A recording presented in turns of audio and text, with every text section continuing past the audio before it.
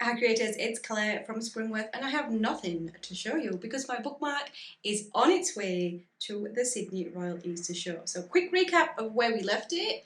In this video, we're going to finish the stitching and create it into a bookmark, and I'm going to tell you a little bit about the Sydney Royal Easter Show and some tips for cross-stitching along the way. I thought I would just tell you a little bit about the Royal Easter Show because that may not mean anything to you if you're not from Sydney.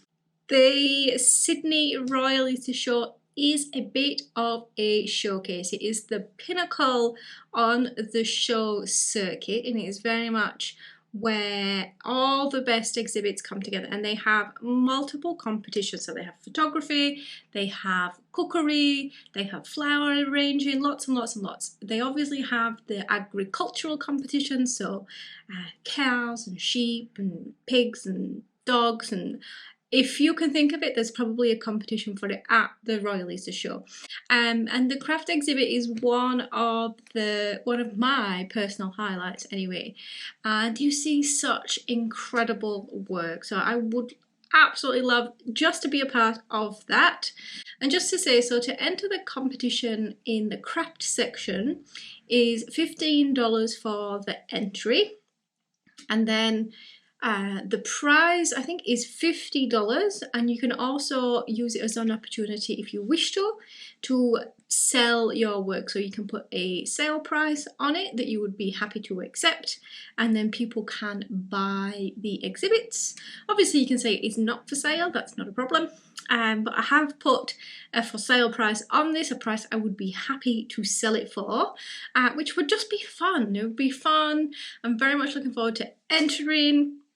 And then if it sells, you know, what a bonus, that would be fabulous. If it wins, another great bonus. Is a little bit about the Sydney Royal Easter Show. If you haven't checked out the shows, you probably, and you're in New South Wales or Australia wide probably, there are more local shows. So we have the Orange Show here, there's the Bathurst Show, there's the smaller ones around the towns and villages, and then those kind of work up in the tiers to the Sydney Royal Easter Show. So maybe go and check out the show circuit, see what local competitions are available, and if you wish to, join me in entering the Sydney Royal Easter Show. But do just be aware the closing date for entries is past now. It was the middle of January, I think the 17th. So you could start working on your entry for 2025. Progress update. I have about 2 weeks until this needs to be finished and in the post on its way to the show. And I did receive this booklet in the mail, which was cute. Wasn't expecting that, very excited, made it all real. So let me bring you in and I'll show you what I still have to go and what has been happening. So I still need to add the corner sections. This is the line, this will be the edge of the bookmark here and here, which will, in the corner will be 1/4 of this. So 1/4 of this will go in each of the 4 corners. What I've started doing recently, because I've been doing a lot of this stitching late at night, watching TV, not really paying attention, I've currently just gone through and outlined all the shapes because I have made more mistakes than I might like to remember, and I've spent a lot of time having to unpick because either the placement's wrong or the shape isn't the right size. So I've just gone through a while. I've got some good light and my eyes are fresh, and outlined each of these and done the stars. So I have all the stars in place. And now I just need to fill in the shapes, obviously add the corners, and then work on what I'm going to be doing in terms of turning it into a bookmark.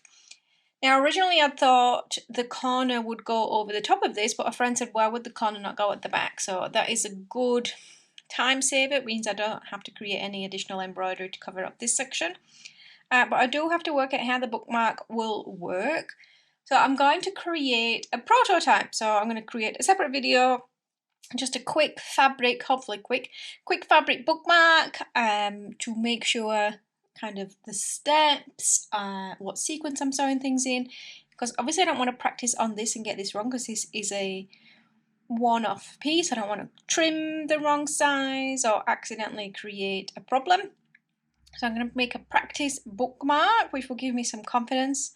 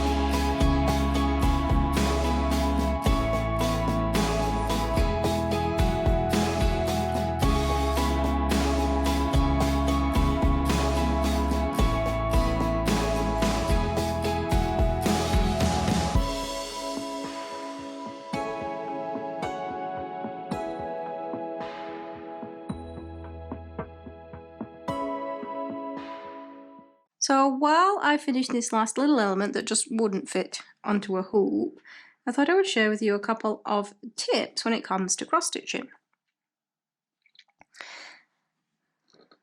So if you've ever done any advanced cross stitching, you will know that the crosses should all be crossed in the same direction. So the first stitch should always be laid in the same direction and the second stitch laid in the opposite direction. Now it can be hard to see from the stitches you've done which way you're going. If you put it down and you come back a little bit later, you might be like, which way are my stitches supposed to go? Which sequence am I supposed to be stitching in? And what I do is I just put this little sample up here. So the bottom stitch is bottom left to top right, and then the top stitch bottom right to top left. And then regardless of which way I'm kind of stitching, I'll always have this reference, just a nice big reference to check. And then the second tip is that tension matters. So you don't want to be pulling your stitches taut. You want to be kind of trying to achieve that same tension throughout the whole piece, which can be a challenge. So you can pull the string really very tight, which ends up actually distorting even just marginally the fabric, and then the stitches don't look even because you make them slightly different sizes. Pulling the stitches pulls the fabric, makes the yarn or the floss tauter and changes the size, and it doesn't give you that really nice even look. So you want to try and achieve that same tension, same tightness on every stitch, which is an interesting challenge, but part of achieving that really nice look. One of the other things you may have seen me do is leave threads loose. So I call that parking thread. And if I'm close to the edge, or if I'm just not in the mood sometimes to finish a thread off, to tuck it in and find the scissors, I will just park it. So I'll bring it through to the front so I'm aware of where the excess thread is, so I'm not getting it caught in any other stitching. And then I will just leave it, and I'll just have the little tail ends of the thread hanging over the front, and then I will deal with them when I'm motivated to do so, when I'm kind of moving into that area, or when I have finished something and I'm just going to do a batch. So you don't always have to go start to finish. You can also, as you saw in this one, you can outline a shape, or you can complete the whole shape. There's lots of different ways to achieve the end.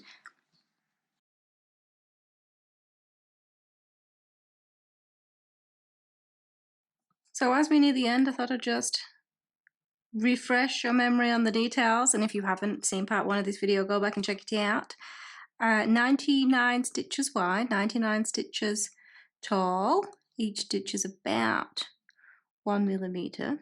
I decided against stitching the background, so I'm probably somewhere in the region of 800 stitches. Cross stitch, single thread, single strand even, single strand, just regular embroidery floss or thread, on I think it's 24 count even weave. So this isn't the traditional Ada. I did want it really very small. It is supposed to be a bookmark.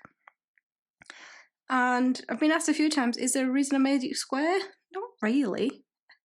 I didn't really think about the ratio square, portrait, landscape when I made the design, and it seems a bit of an oversight for a bookmark, but we're here now, so we're going to keep going. And each of these, well, this little element here, probably 20 minutes. It doesn't seem so slow when you watch the sped up footage, but definitely is detailed, delicate work. I just love how the tiny stitches look. It just gives that such density in colour, which I really like. It really pops against the background. Playing a little bit of thread trick in here. What have I got left? 3 stitches. Will we make it? I do have extra thread, obviously. So I'm now 5 days away from this needing to be in the post, so that I'm pretty much guaranteed, well, as much as Australia Post guarantees, guaranteed for it to be at the showground by the date.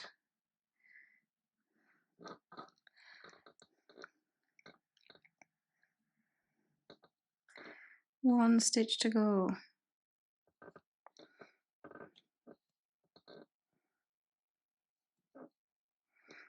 And yes, I've already started thinking about what my next project will be. I've pretty much done this exclusively for the last few weeks, so definitely room for some different crafts.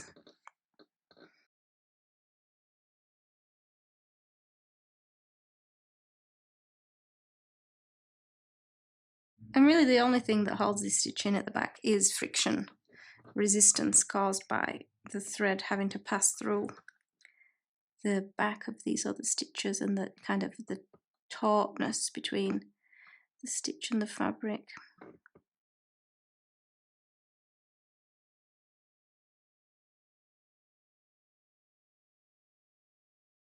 It's time to bookmark. So I've taken off the edge stitches that stop the edge from fraying, just in the area I need.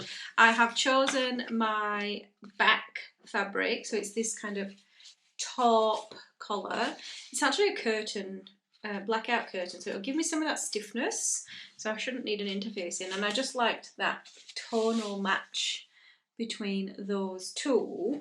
And then for my little corner pocket, I've chosen this lovely green, and I think that it's not exactly any of the colours on the front, which I quite like. I like that it's tied in, but it's different. I remember this is going to be on the back, so the fact it's not exactly one of these colours I think is okay.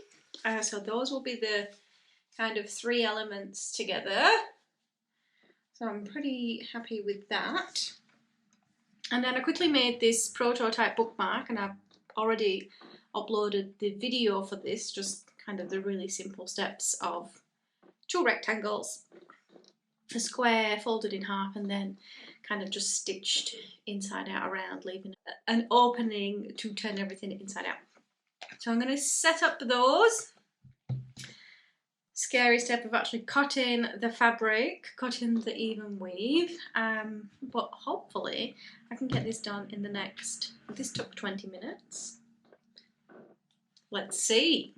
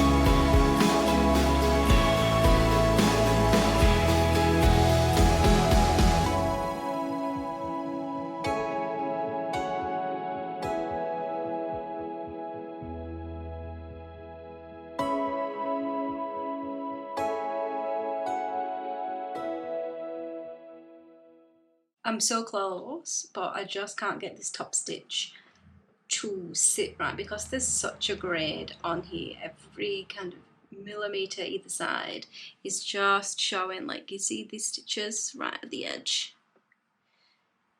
You wouldn't see that if it wasn't for the grid. I'm not sure if you could see that. So I'm gonna top stitch by hand and then I can follow the grid exactly, just to make sure I get this open edge closed, because I probably cut it a little bit skinny, forgetting that the even weave sheds. If you were thinking, Claire seemed a bit stressed in that last video, you were right, because I thought I had trimmed it too close and it was going to shred, and that I was never coming back from that. You know, that panic moment.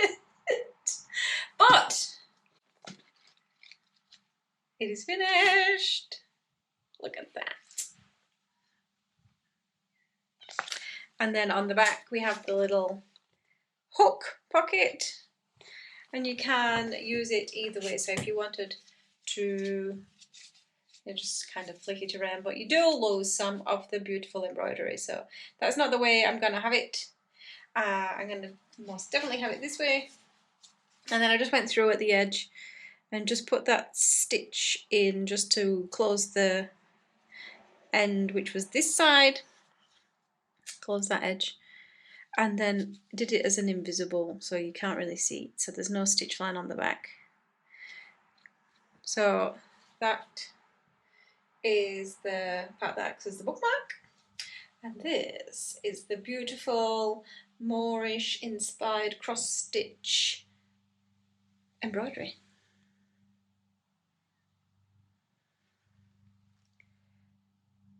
I hope you have enjoyed this video. I am very excited to get this posted into the show, and I will definitely give you an update on how it goes. My first entry into the Royal Easter Show in Sydney has been finished. It's a bit of an achievement. I've been wanting to do this for a few years, probably 10. So what have you been dreaming of for the last 10 years that you wish you would do? Craft it or otherwise, let me know in the comments, and I look forward to seeing you in the next video.